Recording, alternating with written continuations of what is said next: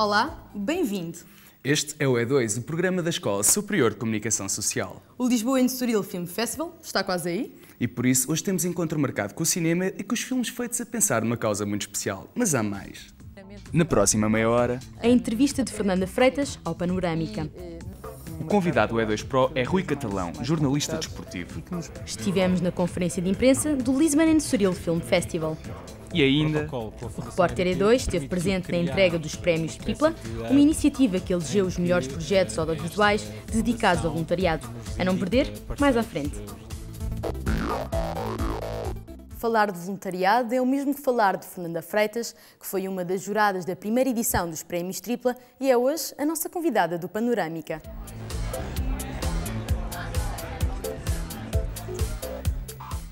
Bem-vindos ao Panorâmica. A nossa convidada de hoje é Fernanda Freitas, jornalista de profissão e voluntária de coração. Bem-vinda ao nosso programa, Olá, Fernanda. Obrigada por ter aceito o nosso convite. Iniciou a sua experiência profissional na rádio e só depois, em 1992, é que passou para a televisão, em concreto para a RTP, onde se encontra agora. Quando começou a sua carreira, imaginava chegar até onde chegou hoje e sente-se realizada com o seu percurso?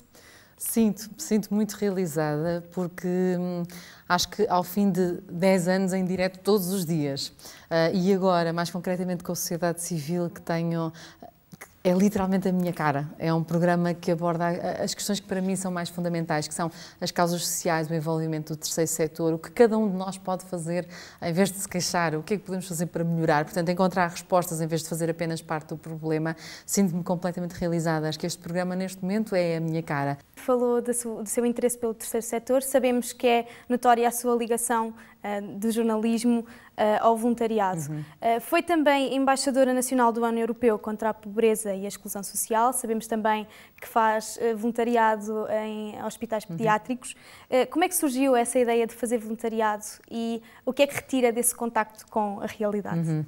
Acima de tudo, a experiência com o voluntariado vem sempre da percepção de terceiros, ou seja, o meu pai é voluntário, portanto sempre estive em contextos onde os voluntários estavam muito presentes, portanto eu acho que o ouvir dizer, o ouvir falar e o ver fazer podem trazer sempre boas sementeiras, não é?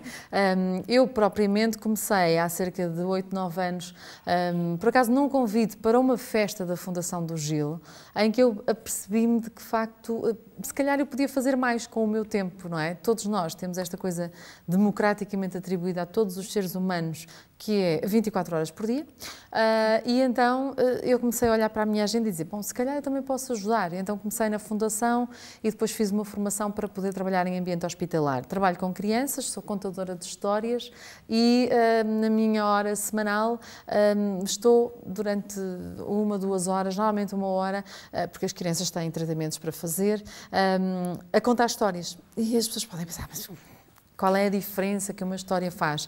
Faz muita diferença, sabe? Porque é muito curioso receber depois o feedback dos pais, sobretudo dos pais, quando me dizem que já não viam o filho ou a filha sorrir há mais de um mês, porque os tratamentos são muito invasivos. Eu trabalho em vários hospitais, também no IPO, que é o menos fácil, mas acima de tudo eu sei que naquele espaço, naquele dia da semana, os pais, porque eu convido os pais também a ficarem comigo, os pais e os miúdos divertem-se, não é? E às vezes ficam mais receptivos a um tratamento, ou então lembram-se de uma personagem que criamos ali naquela hora, que pode ajudar depois, quando é para pôr o soro ou qualquer coisa. Portanto, todos nós podemos, de facto, escolher uma área de voluntariado onde sejamos mais felizes. Não temos todos de trabalhar com crianças ou com idosos, podemos trabalhar com animais, com o ambiente. Há muito trabalho que pode ser feito em regime de voluntariado. O que é que isso traz de mais-valia para mim e para todos aqueles que eu acho que vivenciam plenamente o seu voluntariado? Aprendemos no terreno. E não há melhor maneira de aprender a não ser no terreno. É notória a sua ligação às crianças e disse agora mesmo que gosta de lhes dar sorrisos. Sabemos também que integrou o Fórum para os Direitos das Crianças. Considera que é através do respeito pelos outros, não só pelos mais novos como com os mais velhos, que podemos tornar este mundo um bocadinho melhor? Sim, eu acho que sim, porque nós estamos neste ano do Ano Europeu do Envelhecimento Ativo e da solidariedade entre gerações, e eu tenho vindo a testemunhar muito desse diálogo, que é um diálogo que tem de ser baseado no respeito, na educação, porque de facto eu não posso achar que sei tudo, mas também os mais velhos não podem achar que não têm nada a aprender comigo, portanto eu acho que tem que haver aqui uma partilha e que tem-se revelado extraordinário em vários trabalhos que eu tenho vindo a fazer. Aprendo sempre com os mais velhos, sempre que me deixam gosto de ensinar os mais novos. Eu sou também professora voluntária em algumas instituições e portanto é muito gratificante a percebermos como é que este diálogo traz sempre mais valias para ambas as... Já que reforçou então a importância das boas bases educativas, e é isso que formam os cidadãos, ser jornalista é também ser um cidadão. De que forma é que o jornalismo e o voluntariado se poderão relacionar? Pois, na perspectiva do cidadão mais ativo, de ter uma voz mais ativa, eu acredito que um jornalista não é só um papagaio. Não é? E à partida aprendemos, é a regra base da imparcialidade, mas não podemos, uma coisa é ser imparcial, outra coisa é tornar invisível a realidade, não é? E portanto, um jornalista, na área em que eu trabalho, e claramente, há uns tempos houve alguém que disse, a Fernanda é a jornalista da sociedade. Quer dizer, o artigo definido, a jornalista, incomoda-me um bocadinho, porque eu sei que há mais colegas a trabalhar de uma maneira extraordinária estas áreas. Mas eu sinto que, acima de tudo, eu envolvo-me nas causas que apoio, nas causas que eu levo ao programa. Portanto, se um jornalista fizer apenas um copy-paste daquilo que recebe, não está a dar nada de si. Agora, se o jornalista, imagine, vai à instituição, não é? Recebe um press release e dizer é uma instituição de solidariedade que vai promover uma recolha de bens alimentares. Por que não apenas fazer um copy-paste da notícia, mas por que não ir à instituição e partilhar um dia ou uma hora, que seja, porque às vezes temos umas agendas ocupadas, mas uma hora para perceber exatamente o que é que o voluntário faz naquele dia e, na primeira pessoa, contar o que lhe aconteceu. É um estilo de jornalismo que se vai perdendo, o que é uma grande pena. Sabemos também que esteve presente como apresentadora nos Prémios Tripla, que, para quem não sabe, é um concurso que privilegia as melhores criações, os melhores trabalhos na área do audiovisual. Considera que há alguma evolução na participação dos jovens em projetos que envolvam o voluntariado? Eu acho que sim, eu fiquei tão satisfeita por ser parte do júri. Não foi fácil, os trabalhos eram todos muito bons e temos que dar aqui os parabéns à escola, porque de facto está a formar não apenas os futuros profissionais, mas a dar ferramentas a que todos vocês, já posso dizer isto, não? Já tenho o dobro da vossa idade, mas a que todos vocês jovens possam sentir-se também cidadãos ativos, ou seja, aprendam que estas ferramentas que vocês levam aqui da escola podem passar para além do papel, não é? Ou do computador. Podem ser colocadas em prol da sociedade, não é? Sem dúvida, sem dúvida. Os trabalhos premiados basearam-se todos em trabalhos que foram feitos na sociedade, na proximidade, foram conhecer instituições. Lembro-me de um colega que passou um dia com os bombeiros, outros foram conhecer o projeto ReFood, que entrega comida que sobra a restaurantes de bicicleta numa freguesia em Lisboa. Portanto, vocês tiveram que lá estar. E de certeza que não ficaram impávidos e serenos e imparciais àquilo que estavam a comunicar, não é? Temos que nos envolver com a causa. A palavra é essa, envolver. Um jornalista que não está envolvido é um press release. Muito obrigada pela sua presença. Obrigada eu. Foi um prazer. Fernanda Freitas contou-nos um pouco da sua experiência enquanto voluntária. Mostrou-nos, assim, como podemos tornar o mundo um bocadinho melhor. Este foi mais um Panorâmica. No E2 Pro, chegou a vez de darmos a conhecer o dia-a-dia do jornalista. Hoje, vamos até à redação do jornal, onde Rui Catalão está a conhecer os desafios da profissão.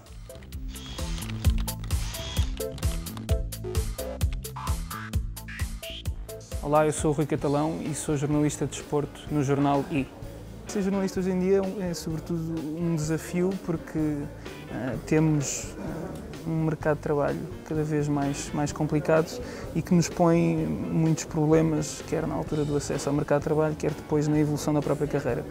Mas, esquecendo um pouco essas dificuldades, pode também ser uma coisa altamente gratificante porque sabemos que estamos a pôr as pessoas a par das coisas que estão acontecendo no mundo, sabemos que podemos contar histórias, sabemos que podemos fazer a diferença em alguns momentos e isso, no fim do dia, às vezes, compensa algumas dificuldades que vamos tendo. Um bom jornalista tem de estar, antes de mais, bem informado, tem de saber o que se passa à sua volta e isso é uma coisa que não se constrói num dia que não se constrói quando chegamos ao mercado de trabalho, não se constrói quando nos sentamos numa redação, mas é uma coisa que tem de ser construída ao longo dos anos, desde pequeno, ter sede de saber mais coisas, ter sede de procurar novas coisas, e isso é um princípio básico que tem de existir, é saber ler, e quando digo saber ler não é saber ler aquilo que se aprende na escola, é saber ler os jornais, saber ler um livro de uma forma que é específica do próprio jornalista. Temos que saber também analisar o que se passa à nossa volta, não é só entrar em contacto com a informação, mas também saber trabalhá-la e saber qual é a melhor forma de chegarmos às pessoas, porque isso é o essencial, é saber chegar às pessoas. Eu fui jogador de futebol durante 7 anos e o desporto sempre foi uma coisa que me foi muito próxima e que sempre me despertou muita curiosidade. Confesso que quando segui o caminho do jornalismo não pensava exatamente em fazer desporto, pensei, ok, fiz futebol, joguei futebol durante estes anos todos, agora quero explorar outras coisas, quero fazer política, economia, cultura, uma outra coisa qualquer, mas depois surgiu a oportunidade de começar a trabalhar na área do desporto. Bom, e por que não? Juntava o facto de já saber também muita coisa a este meu gosto de acompanhar o desporto e de viver o desporto. E nós, tudo bem que temos de nos abstrair por vezes das nossas paixões e das nossas preferências quando estamos a falar, seja de um jogo de futebol, seja de uma corrida de atletismo, seja de uma coisa qualquer desse género, temos de nos abstrair disso, mas é sempre melhor trabalharmos em coisas que nos despertam um interesse tão grande como é neste caso. O primeiro passo é informar-me do que está a acontecer, saber o que é que trazem os outros jornais, saber o que é que aconteceu durante a noite, saber o que é que disseram as rádios, saber o que é que já anda nas televisões, o que é que está na internet, e a partir daí começar a pensar, juntamente com os editores, o que é que vamos fazer naquele dia. Às vezes já há coisas que estão planeadas com alguma antecedência, outras acabam por surgir ao longo do dia, muitas delas de manhã até a hora do almoço mais ou menos, e a partir da tarde é a altura de pôr as mãos ao trabalho e começar a escrever e tratar também de toda a parte que temos de coordenar com a paginação, com a fotografia, com a infografia. No meu caso, quando há jogos de futebol, por exemplo, que é aquilo que costuma fazer-nos trabalhar até mais tarde, há sempre essa dificuldade, porque os jogos acabam tarde e muitas vezes acabam em cima do horário de fecho e temos que, enquanto o jogo está a decorrer ainda, já temos que estar a escrever a crónica do jogo e quando o jogo acaba, se calhar no máximo 5 minutos depois, o texto tem que estar fechado e pronto para seguir para a gráfica, porque as carrinhas não esperam por nós para distribuir os jornais. Se for, por exemplo, fazer uma entrevista a um piloto de Fórmula 1, por exemplo, o mais provável é eu procurar informação que já haja disponível na internet sobre ele, entrevistas que já tenham sido feitas, perfis que existam sobre esse piloto e na altura em que vou ter com ele já tenho uma série de linhas estruturadas para falar. A investigação depende muito do conteúdo e do tipo de trabalho que vamos fazer. Umas coisas exigem pegar em livros e ler um livro de uma ponta à outra, outras exigem por isso simplesmente ler uma notícia, uma coisa mais curta, que nos sirva só de referencial para aquilo que vamos fazer. Por isso, apesar de não ter ido aos sítios onde as coisas aconteceram, nestes dois casos específicos, o Mundial de Futebol em 2010 e agora o Europeu 2012 foram momentos que marcam muito, porque são momentos de grande volume de trabalho e de grande intensidade e que, por um lado, podem tornar-se muito cansativos, mas por outro também aquilo que nós mais gostamos de fazer são estas grandes competições. Aconteceu depois o mesmo já este ano com os Jogos Olímpicos. Essas grandes competições são sempre altamente recompensadoras pelo trabalho que temos e pelo que obtemos em troca. Por outro lado, tive a oportunidade de fazer uma outra viagem já que também serviu para abrir um pouco os horizontes. Gostei muito, por exemplo, o ano passado estive no Grande Prémio do Mónaco de Fórmula 1 e foi uma experiência muito, muito interessante porque não é só um Grande Prémio de Fórmula 1 que ali está, é toda uma cultura diferente por ser no Mónaco e por envolver toda aquela questão do luxo, da opulência, tudo isso torna aquele evento específico uma coisa única. Essas coisas que nos permitem sair um pouco do do nosso ritmo de trabalho diário e do nosso habitat do dia-a-dia, acabam por ficar sempre guardadas como coisas especiais. Depois há sempre aqueles momentos inesperados que também nos acrescentam qualquer coisa e que nos obrigam a fazer valer aquilo que vamos aprendendo e sermos capazes de dar a volta às coisas quando surge um problema, e às vezes os problemas surgem 10 minutos antes do jornal fechar e é preciso saber resolvê-los. Falta pouco para começar mais uma edição do Lisbon and Estoril Film Festival. Hoje damos-te a conhecer os filmes em competição nesta 6ª edição do festival.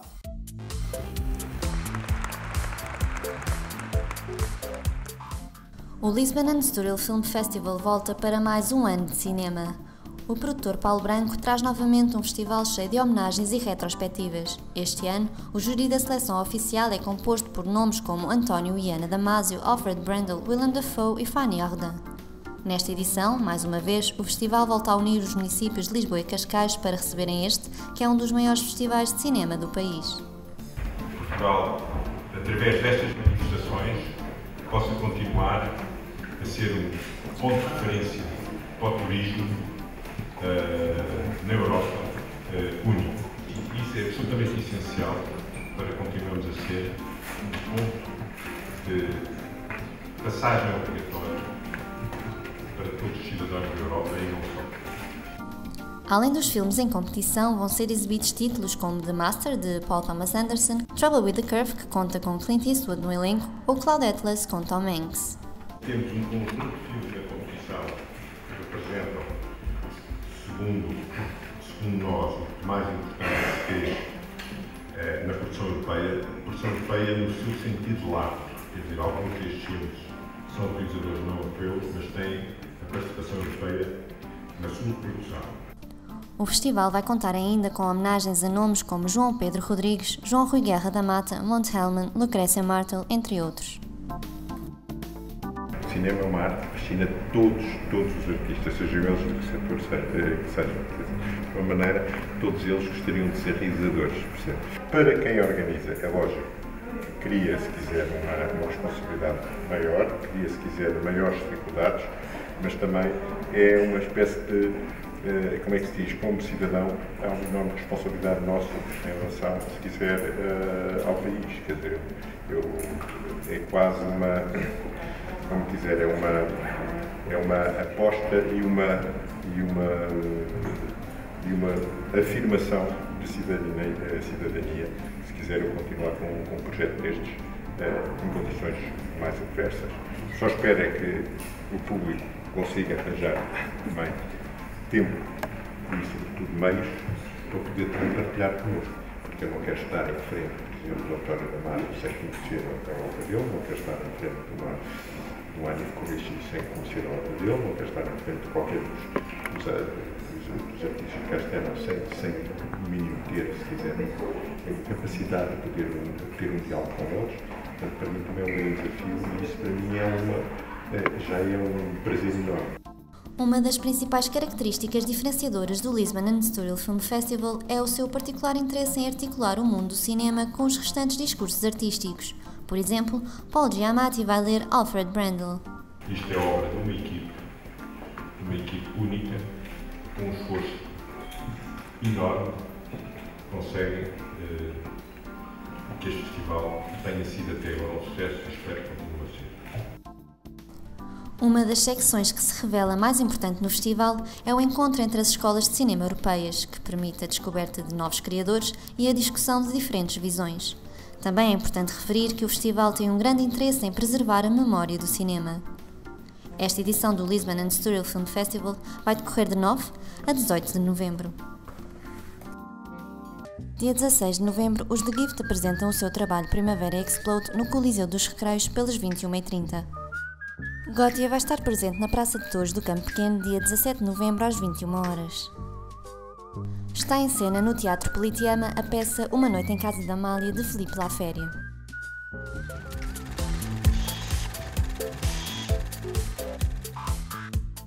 comunicar por uma boa causa. É este o mote do Prémios Tripla, uma iniciativa conjunta da Escola Superior de Comunicação Social e da Fundação EDP. O repórter E2 esteve presente na sessão de atribuição de prémios e menções honrosas e no lançamento da segunda edição.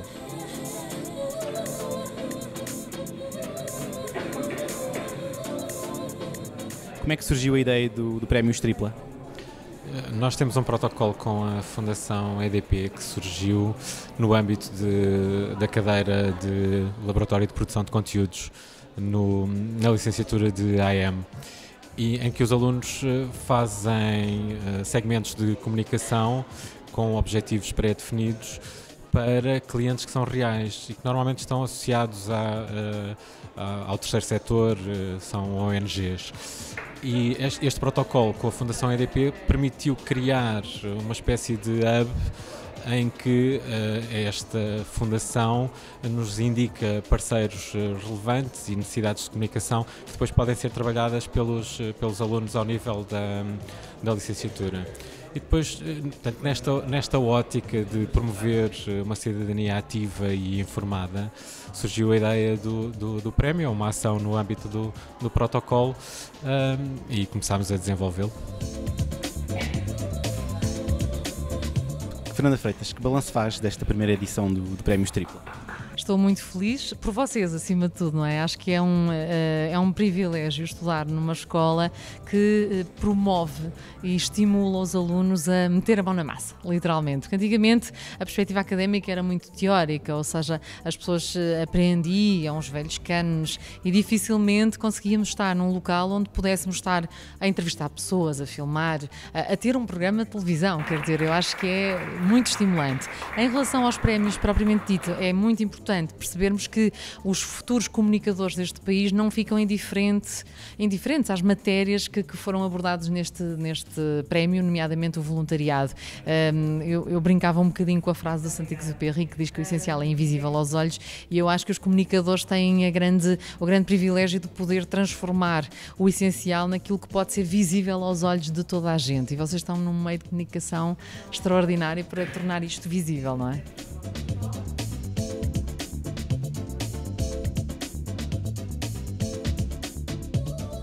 Como é que foi produzir a primeira edição do Prémios Tripla? Foi um trabalho gratificante, sobretudo agora que terminámos a primeira edição e entregámos os prémios aos vencedores. Foi um trabalho que começou pela criação da própria identidade visual do concurso, o logo que já conhecemos, que já começa a ser habitual. Depois a comunicação de todo o concurso, quais os prémios, as categorias, como participar, e depois também gerir todo o conjunto de pessoas, de recursos, para tudo no fim correr bem. Nós tivemos muitos alunos da ESCS que participaram também na parte da produção e que sem eles também este trabalho não seria possível.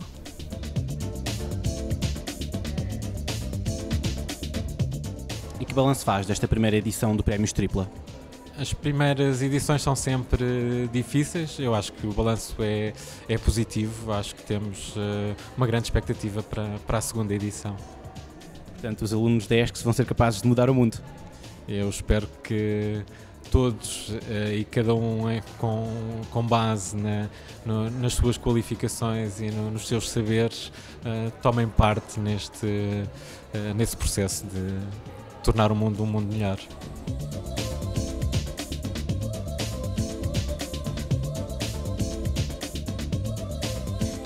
A qualidade dos trabalhos superou as expectativas e impressionou o júri. Para o ano, os Prémios Tripla estão de regresso para a sua segunda edição.